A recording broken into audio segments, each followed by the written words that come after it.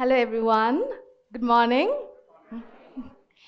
Okay, so first of all, I would like to thank every one of you to coming here. I can see lots of girls here.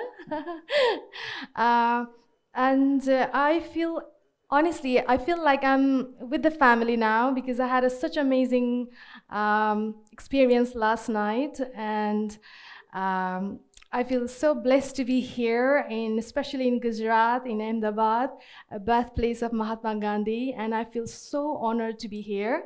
And I would like to thank Kannavati University and Ahmedabad Design Week for this great honor. I feel so blessed to be here.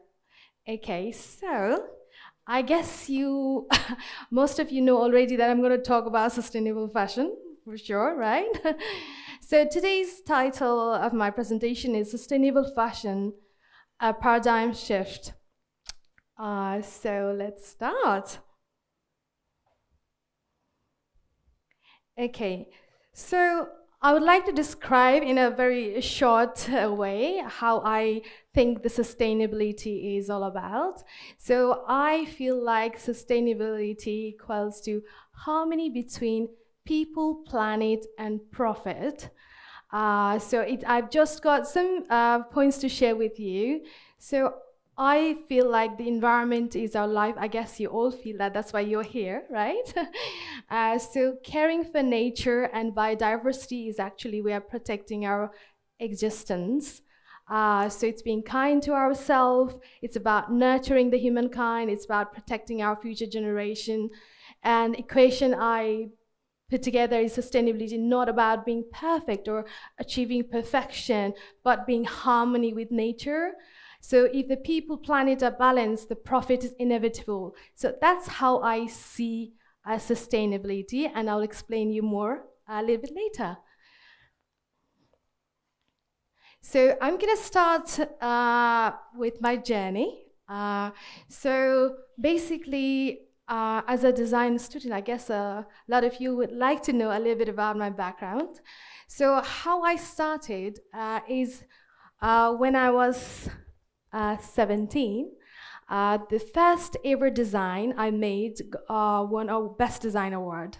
That's how I started my journey in my fashion career. And I kept on, at age of 17, I got to design for Miss Nepal, for Miss World and Miss Asia Pacific, for the international. That was my first international exposure as a fashion designer. And that opened the door for me, the whole world of fashion. And I kept on winning many awards at a very young age. So my journey just kept on going. By the time of 19, I was an established designer in my country, Nepal. And during that time, I was offered voluntary work as a fashion designer to work with deprived women in one of the most remote villages in Nepal called Rajabas. So I got an opportunity to go there, stay with the women in the different that village, and really my job was to train them to make a very desirable fashion, because what was happening in the villages is women had a very good skill of handcrafting, but they have not much knowledge about the design skill. So what they were having is they were making the fabrics, handloom fabrics. You're probably aware of handloom fabrics because it's the place, birthplace of Mahatma Gandhi. So I'm sure you all have that experience, how amazing the handlooming industry is. So those villages, they had the women who can craft the fabric, and they used to sell in the villages just locally. So they didn't have much opportunity and exposure in terms of economic growth, because they were selling locally and then making locally and selling locally. So my job was to train them to make the desirable, more fashionable items so we can sell to the city people, so they get more economic, more income generation project. So that's how I started to get to know about these women in a village. And It was one of the most remote villages, so they had no electricity at all. So all the villagers lived in a candlelight, and that's when I got enlightened as this all the ethical side of the business. How amazing! I was touched by the kindness and the simplicity of the women in a village, like how skillful they are. Being born in a middle-class family, my parents put so much hard work to put me in a right position, give me education, give me a good degree so I can stand on my feet and really prosper my career, whichever way I want to go. They put so much effort to educate me, put me in a good school. But there are so many women in Nepal, even in many countries, I guess, they haven't even seen school in their whole lifetime, and especially one of those village where I went, they had no idea about, never been to school, never get educated, but they had the skill in their hands. So that's where I felt like so connected. Like, these women, they don't have education, they can't have a proper job because they don't have a degree, but they have an amazing skill to really utilize their talent to economically independent, be self-reliant. So what I did was, like, I worked with them, I spent time with them, so made a whole range of new collection of fibers. Working them was absolutely amazing. And I brought the fabrics, I designed and created a beautiful collection, and we sold to the city people in Kathmandu. It was all over the press, and we generated a quite good income, and it was returned to the village. And that was the most rewarding job I ever had in my life, and that's where my ethical journey began. So it was really touched my heart that as a designer, I have a capability to change somebody's life, giving a little bit of a self-reliance, like, to give them independence. I could do that, so I feel like, I should really more use this skill to empower those women by my design skill. So my journey just kept on moving, and I kept on winning more awards. Obviously, I was doing the most important events in Nepal, and all the big shows, and the celebrities started wearing my design. I used to design for movies and all. And another opportunity came again. I used to write as a fashion columnist as well, because my idea of my fashion skill is to not just design beautiful clothes, but to make people aware what is fashion design is all about, how we can empower either to have the self-reliance for the women in different villages, but at the same time, how the city women or any parts of the people, can really understand fashion is a serious business. It's not just fun. People perceive in a different way, especially 20 years back. It used to be completely different scenario in that, especially in my country. They had no idea about what exactly fashion designer is all about. So that time, it was very important for me as a designer to educate people, have the media awareness as well. There used to be no fashion journalists then. So I probably was one of the first to really write about fashion and educate people what is fashion in deep down. So I was given an opportunity to actually research about animal welfare. So I was invited by WWF, World Wildlife Fund Nepal, to really come there, stay in their one of the biggest national park in Nepal, in Bardia. So I went there. I had an experience sharing my knowledge, and at the same time interviewing and researching different facets of wildlife preservation, and talking to rangers and forest rangers, how they actually put their life to protect animal in jungles, stop animal poaching. There used to be so much. The more I came to know about this different side of fashion, how the industry was using animal skin, different parts of the animal as amazing fashion items, like probably the most expensive one in a fashion field. And I was kind of sad and disappointed to learn more about like how the fashion industry was exploiting animals. So I kept on writing, and I had a fashion show to keep awareness about animal welfare, and that's where I was very touched about like it's very important to protect our environment. We coexist, you know, it's just not we humans live here. We have the whole biodiversity to preserve our earth, and we cannot just sustain ourselves, so it's very important to have a balance between everything. And that's where my pure environmental journey started as a designer. So the journey kept on moving, and I reached in a kind of peak that all the celebrities started wearing my design, and all the big movies was in my hand, all the big events in my hand. I was in the cover of every other magazine. I was the youngest designer in my country, had many awards, a very successful career. Almost everyone wanted me then. I was in a TV everywhere, and I felt like, is it really what I wanted in my life as a designer? Is it the fame that I was after, or is something else? The question really got deep down on me, and really bothered me. You know, like I just wanted to find out: is this really the fame? Is the designer wanting, or is it something inside me that really needs to come out? And when I was questioning myself, I was very much got really serious. And one day I decided to completely leave all the things I have and wanted to learn more about fashion. That's where I decided to do Masters in Fashion in London College of Fashion, and my entry went to London.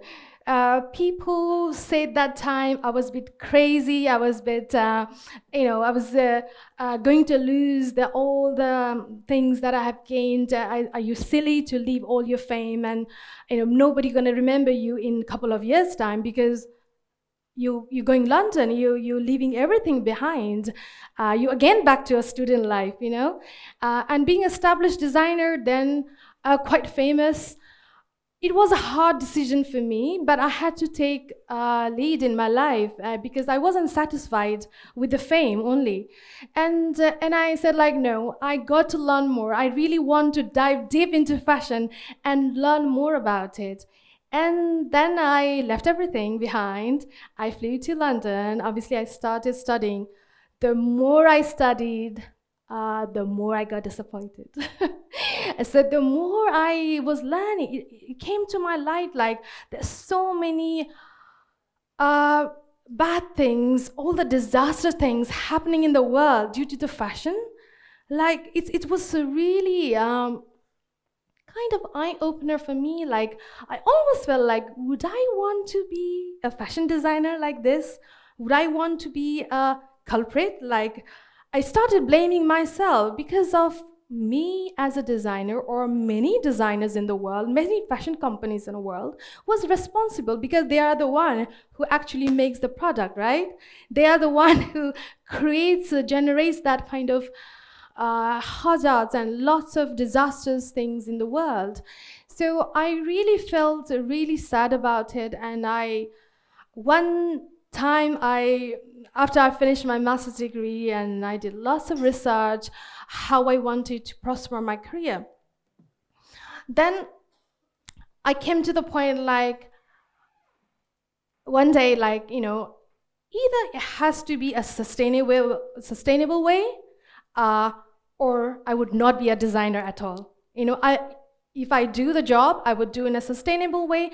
I would love to protect my environment. I'm the citizen of the earth. Like, I just can't keep on going with this kind of whatever happening in the world.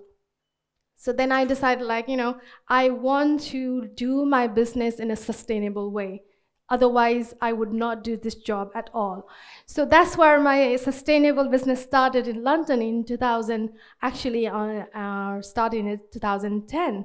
And the first collection I launched in a bridal wear was 2011.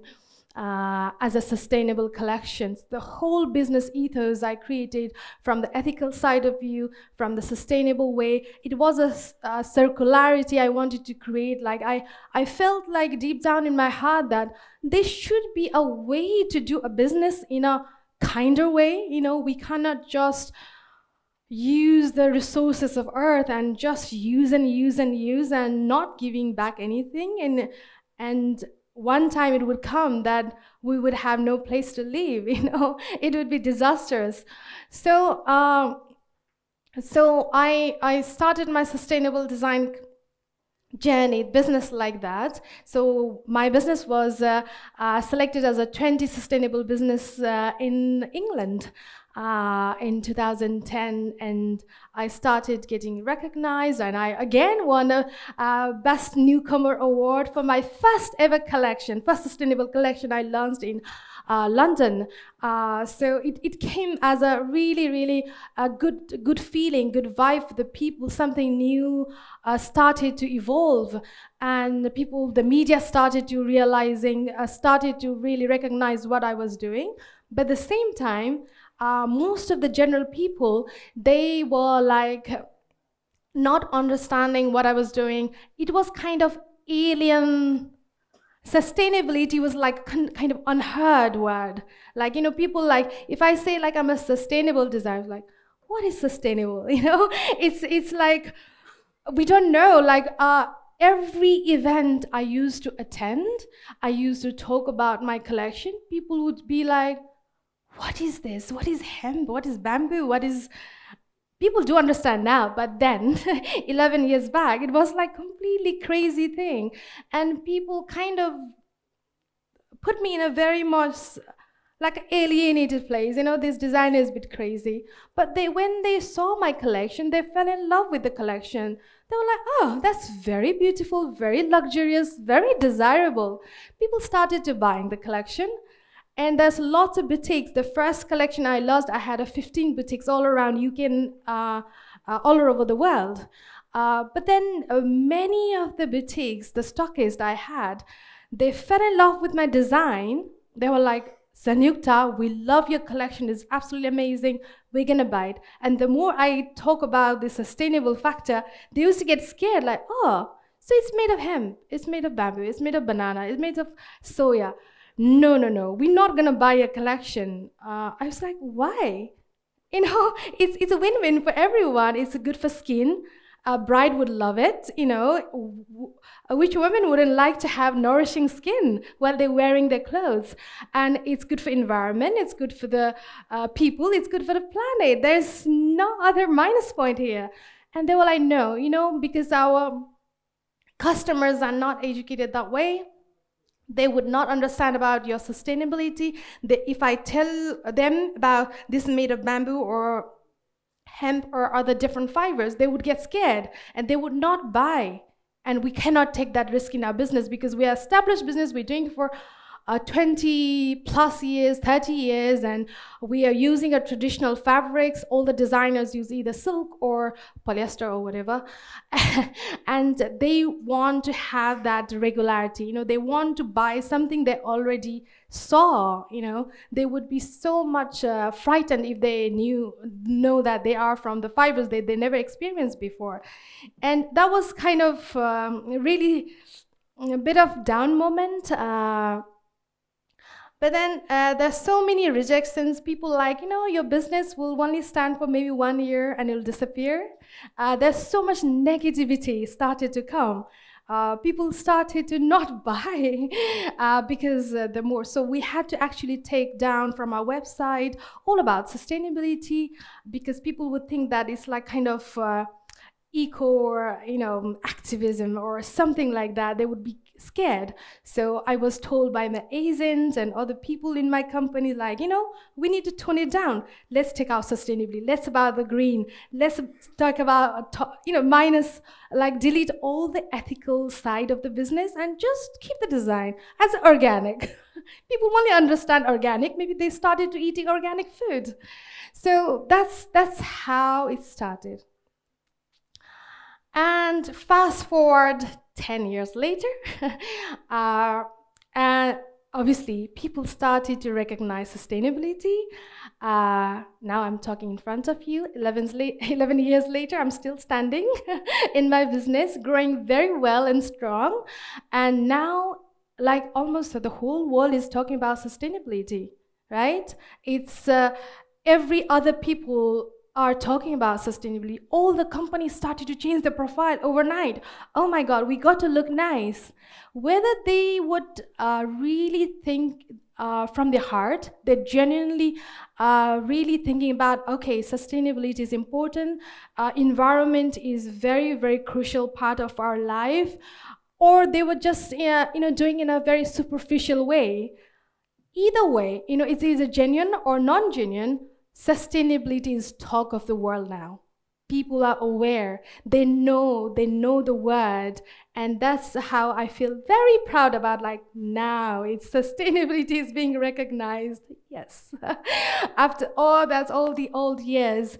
But whichever it's going, there's so many greenwashing washing happening.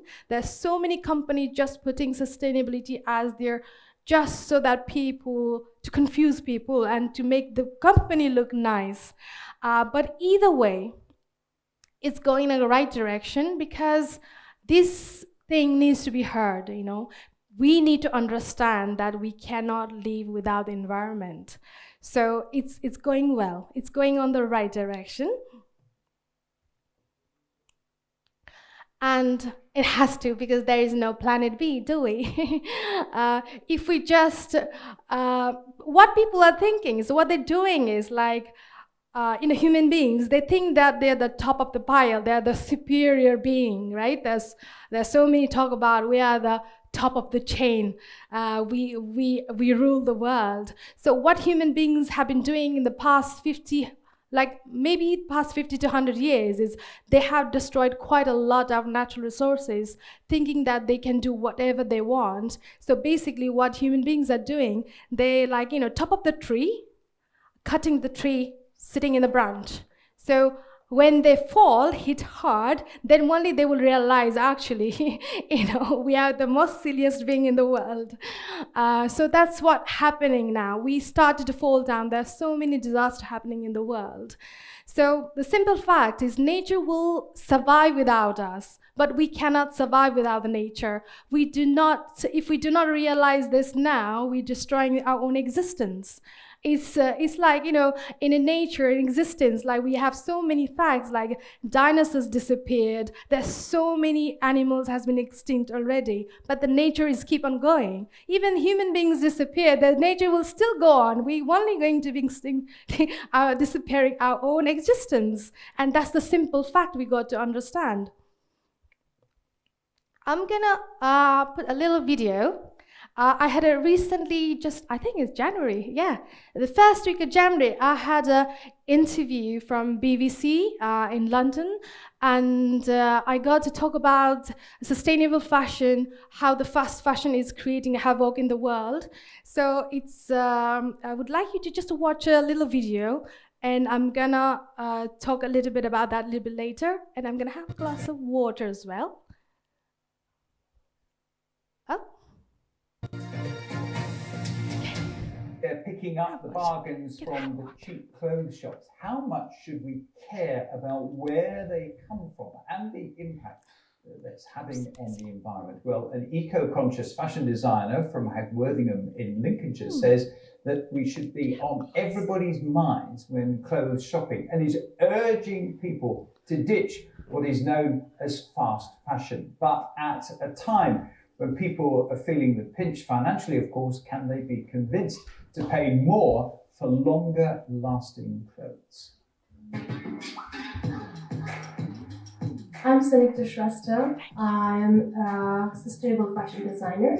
I've been running my business since past 11 years in the UK. I've been invited to many red carpets, including Top Gun World Premiere and Fashion Awards 2022. Also, I've been able to meet a fashion legend, John Cobalt here. It has been like a dream. All my designs are handcrafted ethically and sustainably in Nepal by amazing artisans, which I'm very proud of. These two elements in my business is very close to my heart because without sustainability and women empowerment, our future looks blur because we wouldn't be able to leave anything for our next generation.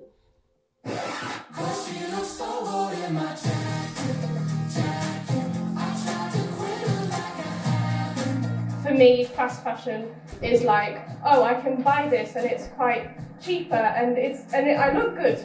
And I like loads of clothes and cheap clothes, so that's about it. I don't really think about the environment, I just buy whatever's style. I buy online. I pay for better quality, so I pay more for clothing.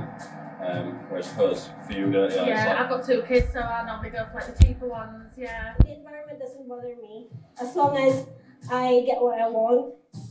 Is it worth to do fast fashion? Is it really necessary? It's more important what you buy, how much you're going to use it, rather than how many you have bought. Because at the end of the day, you don't want to just pile up all the clothes in your wardrobe and not use it ultimately. It's going to cost you your pocket and cost the earth as well. All right. So if you have noticed that majority of people are still very much unaware of environmental crisis, they could not relate between the what fashion doing the environment or the environment is part of our life, of our existence. So especially one of the girl in the last section, she was saying that environment doesn't bother me as long as I get what I want. And that's exactly what is fast fashion is all about. Basically, it's not just the girl talking, it's about the fast fashion is talking, isn't it? It's the fast fashion has not just made a havoc in the world, it hasn't not just made a billions of pounds, like, a profit for their business, but it has gone to people's minds so deeply that they're not seeing anything. They don't even see their existence. All they see is like, okay, I'm having a great fashion sense, I can change whatever I want, and I don't care about anything. And exactly that's what the fast fashion wants people to think about it. So it's the fast fashion actually doing a great job. People like making people victim, isn't it? It's just getting into the mind of the people so deeply that people don't even realize what is it. So fast fashion, so it's kind of self-explanatory, isn't it? It's fast. When you do anything fast, you don't have much time to think and really think wisely and pause and really see things, what's going around. So it's fast and it's mindless. It's excessive production. It has overcomplicated supply chain and mindless consumption. People are only saying, I want more and more, give me more. They don't care about anything. All they want is like completely a mass consumption. People buying things, not thinking about anything, neither for themselves nor for the other people. They don't know how much harm they're doing their own being. Even like not thinking about more sort of very deeper label, like about existence, that the far side of it. But even the day-to-day life, how much money they are spending buying a fast fashion, because you don't realize when you see the cheap products, like, like, oh my God, I can buy in a 10,000 rupees, how many clothes I can buy. We calculate only how many we can buy rather than what we can buy, what best quality it is. So it's kind of really about like a completely mindless consumption, and it's generating a throwaway culture. Like it's estimated that of the 100 billion garments produced each year, 92 million tons end up in landfills. And that's crazy amount, you know. We would have only landfills piled up with clothes and waste products, and there would be no place even to live. So the landfill issue is a very, very big issue right now. The decomposing clothes release methane, a harmful greenhouse gas. Synthetic fibers like polyester, lycra, which obviously we use most of the time, it's not biodegradable. You know, it takes hundreds and hundreds of years to decompose, goes back to the earth. It's not like a natural fiber. It stays there forever. Beside that issue, so in terms of the unethical practices, like for example, I want to give you just a brief. I don't know how much a cotton shirt you can buy in India. How much? Do you have any clue? Cheapest one. Price of the cotton shirt. 500? Okay. Okay, so kind of similar, because in England as well, we can buy, for example, if you go to the high street chain like Primark, we can buy a cotton shirt for maybe £3. So probably it's equivalent to 500 rupees. And if I go to Starbucks, you know Starbucks, right? Coffee shop. So if I buy coffee, I pay £3 to £350 for 1 cup of coffee, and I buy a t-shirt, a cotton t-shirt, £3. Does it justify? Let's just take the journey of the cotton shirt. One cotton shirt to make is like, it takes about 2,700 liters of water, you know, and it's so much hard work went straight from farmers. You know, we probably understand more here in India because it's one of the biggest place to have a cotton farming, right? If a Gujarat itself taken as a country, a separate country, it will come as the 4th largest cotton farming in the whole world. So that big it is. So, you know, the cotton farmers goes through so many things, like they had to use that chemicals, they have to breathe in. There are so many farmers dying just because of these chemical reaction. You know, they live in next to the farm, their family is affected, they have got a very bad, like all these cancer diseases because of these harsh chemicals. Beside that, they do work so hard, you know, from fiber to make it fabric, then you know, either hand looming or machine made, whatever it is. It takes so much long journey to come to the agent and then supplier, and you know, it's like whole lot of journey. And then cotton shirt sells at £3, and then these you know, fast fashion giants makes billions of pounds selling those. They're obviously doing that because that's very profitable business, right? They're very profitable. So imagine how much profit they make selling a £3 shirt. But we have to think and question ourselves, is it £3 really worth who has worked behind the scene? Has the farmers has been paid well? Has the people, the garment makers has been paid well? Can they survive with, like, if the £3 is the selling point, then imagine they make the profit and the rest, how much is paid then? Right? It's a big question mark we need to ask every time we buy the clothes, because it does not justify. And that's where all the unethical practices comes. Poor working conditions, low wages, child labor, high natural resources use, animal cruelty, environmental pollution, the list goes on. So we do need to ask this question, a cup of coffee versus a cotton t-shirt. Like, you know, would you rather question yourself, is it worth buy that one? Really makes sense? Or is it better to really invest in a right product? Because as a consumer, we have more power to say no, isn't it? The more we wisely decide something to buy, the more it's going to impact these people who's selling, because they are using our silly mind to make money.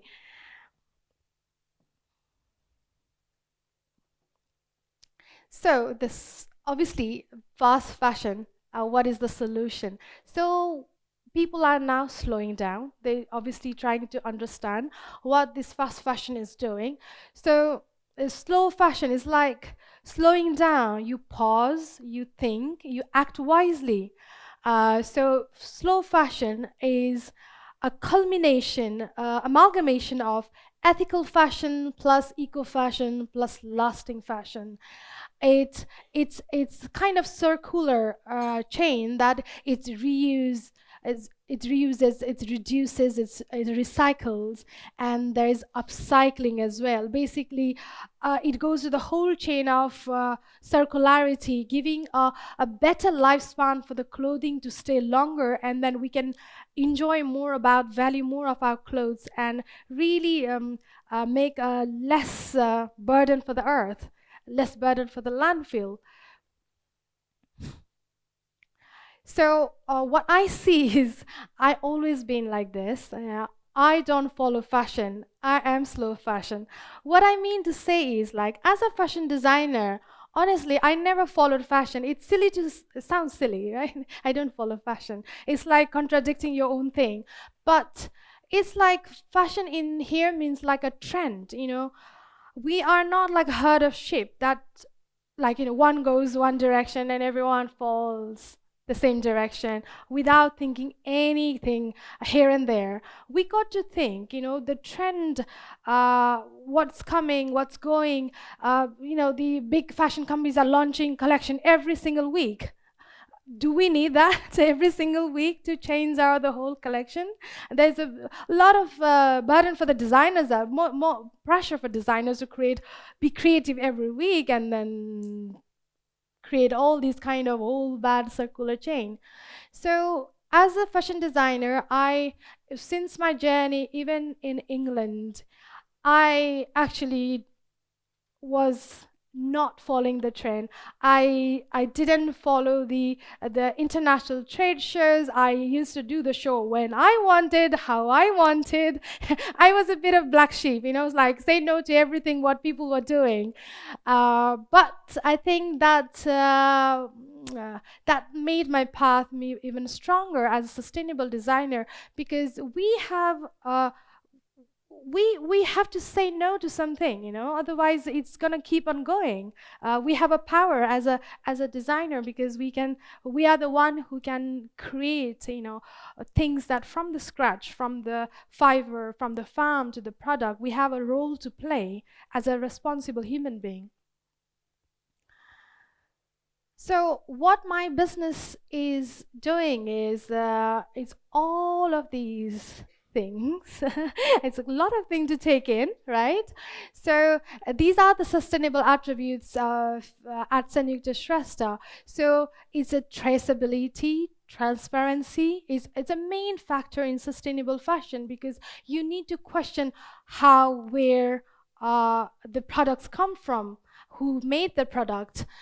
Supporting fair trade, the people needs to be paid ethically, it needs to be produced ethically, the craftsmanship, you know, it's not about just doing everything fast fashion. It needs a lot of craft work, using a low carbon mileage, to using organic vegan materials that actually really good for the environment, supporting local producer, giving back to the community, preserving ancient craft, because even in India we have got lots of thousands of years of history, isn't it, of hand looming and creating beautiful fiber from different natural resources. So we can really preserve our ancient craft and use the technology, but in a balanced way, so that we don't forget our heritage, but at the same time we grab the opportunity of the new technology. So using a low water consumption, using a cruelty-free fabric, recycling, using a biodegradable fiber, using the whole pattern cutting to the whole sustainable way, like using a zero waste products. And again, the new thing is upcycling. So basically, you don't have to waste things what is already existed. You can reuse it, not completely recycling. Some of the products may not be able to be recycled completely, but we can upcycle. Means we can really make the unused, like a waste product, to a better quality product, and that's called upcycling. So I want to give an example of cycling. It might be a little interest for the design student because these are the couture dress I made. This has been in a fashion museum in Bath. It's preserved in a fashion museum Bath since 2012. So it's been 11 years now, and it has been preserved as a unique piece of art, as a sustainable art. So amongst the 100,000 objects in the fashion museum, ranging from 16th century, from Shakespeare's era to the leading designer like Christian Dior, Vivienne Westwood, Alexander McQueen, I was the first designer of the Nepali origin to be documented in the history of fashion museum. So it was a very proud moment as a fashion designer to able to do that. Thank you.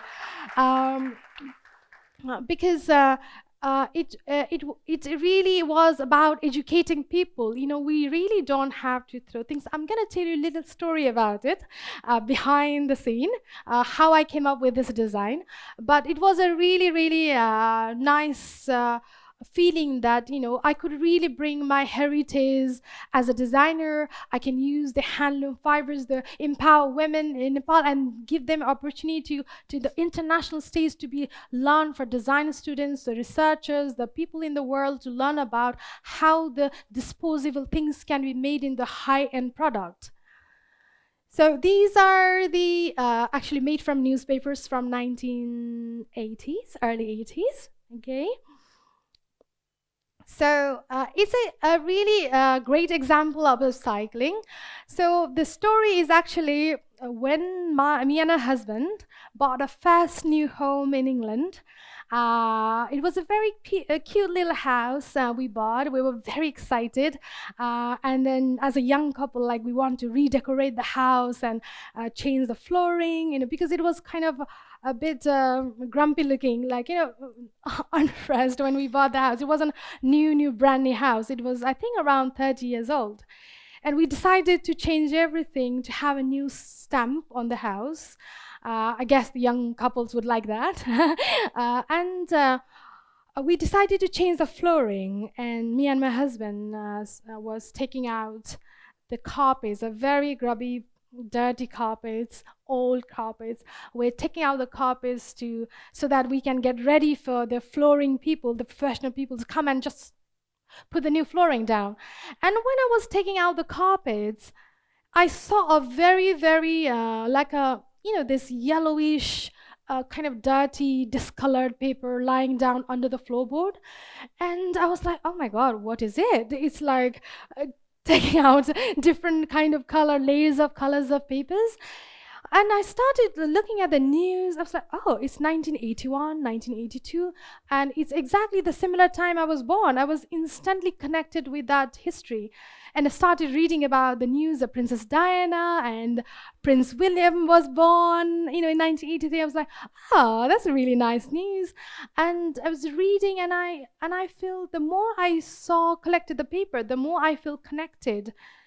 And I felt like, oh my God, this is really nice. It really, something, I just felt magical about it. I don't know what is it, but I felt like I'm gonna keep this paper, you know? Like, I'm not gonna throw it. But I just kept it in my heart. I didn't have a chance to talk to my husband.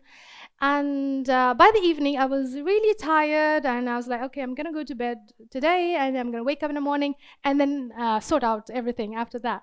And I woke up tomorrow morning. The room was pristine, very clear, very tidy.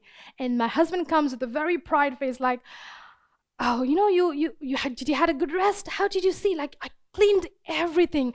It's so clean now, isn't it? I was like, yes, it is clean. But where are the papers? And he's like, oh, the rubbish. I was like, no, that wasn't the rubbish. I was like, oh, the rubbish I cleaned. I put so much hard work to clean. You were sleeping, so I didn't want to disturb you, so I cleaned and I put it all ready to collect in a rubbish bin. I was like, oh my God, are you crazy? You put all my papers in a rubbish bin? I was like, oh my God. You know, I was like shaking. It's like, and he looked me in a very surprised face, like, are you crazy? Do you want to keep the rubbish For what? You didn't even thank me for cleaning all the rubbish.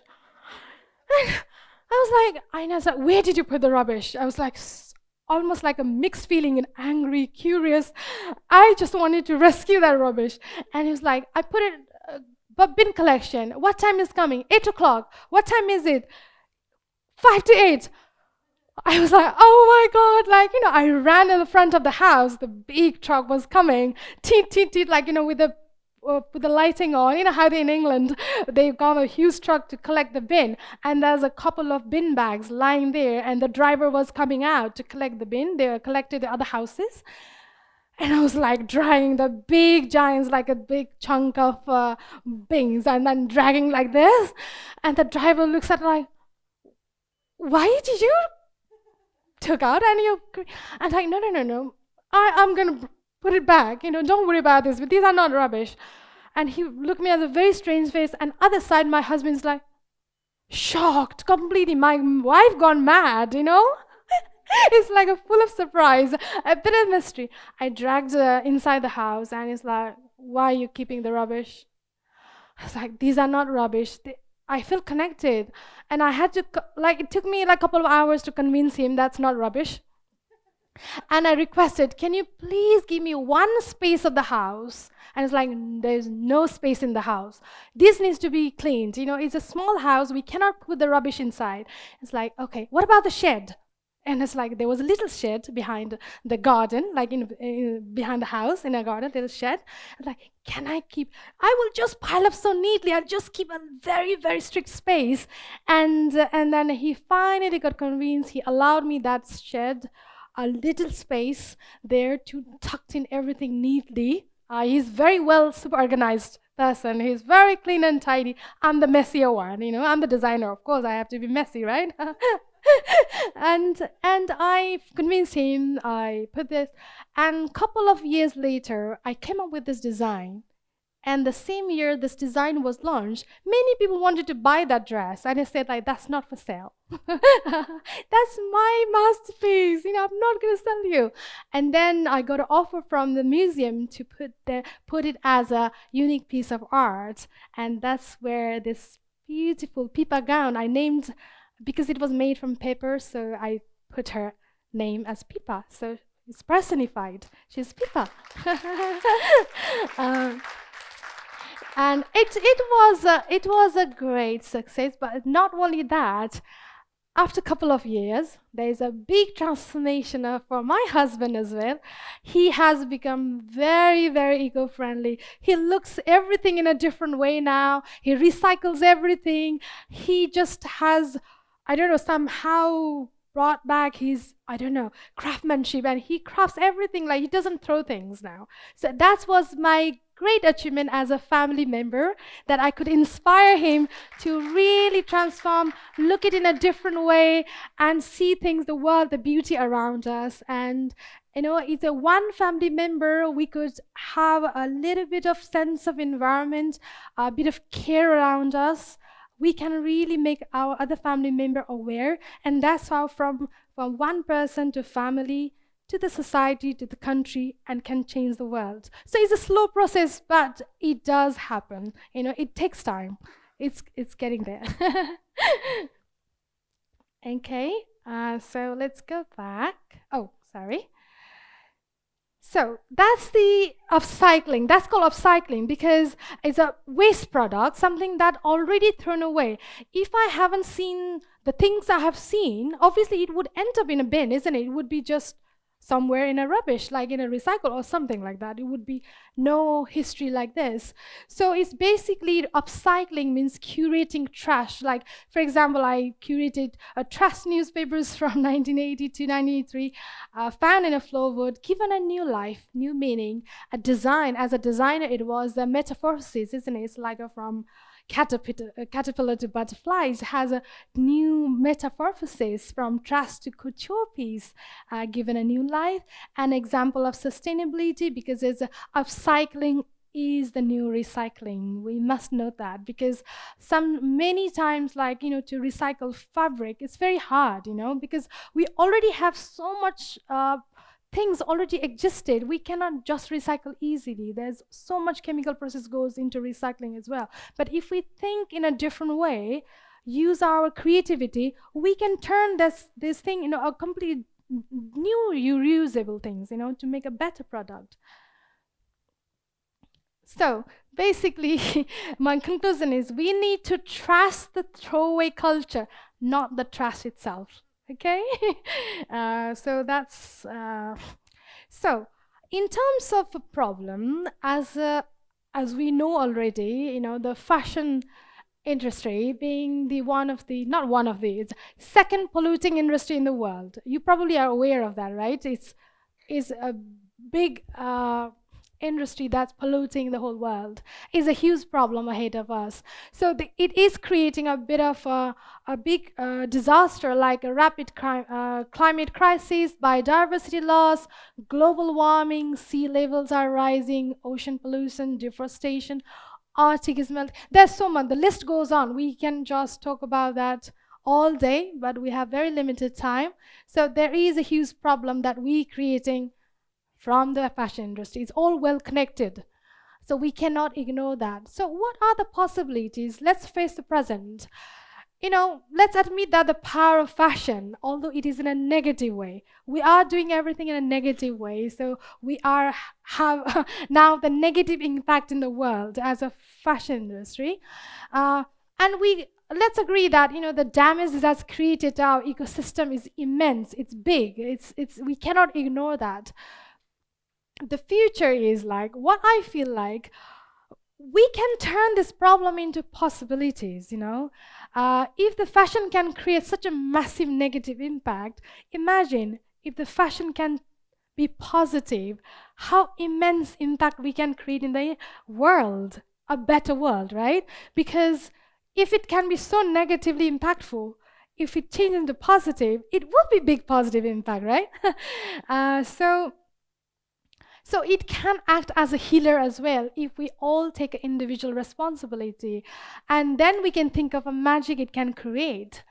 So what we need to do is, of course, act responsibly, be first be kind to ourselves. If we think of our own, basis of existence, I think we will understand why we need to be very kind for ourselves. Be conscious about our choices. Obviously, do not blame others, but we see what we can do. Start from a small act of kindness, because there's a lot of us, like, we have a habit of blaming others, whether it's politicians or the country leaders or the we just blame, like, oh, you should do this, but we have to act responsibly ourselves. So sustainability shouldn't be a goal. Lots of companies, they put as, sustainability as goal. If the sustainability is a goal, then it takes a long time to solve that issue. It should be a journey, not the goal, right? So that we can make each and every step very wisely and consciously, and do the right decision every time we do things.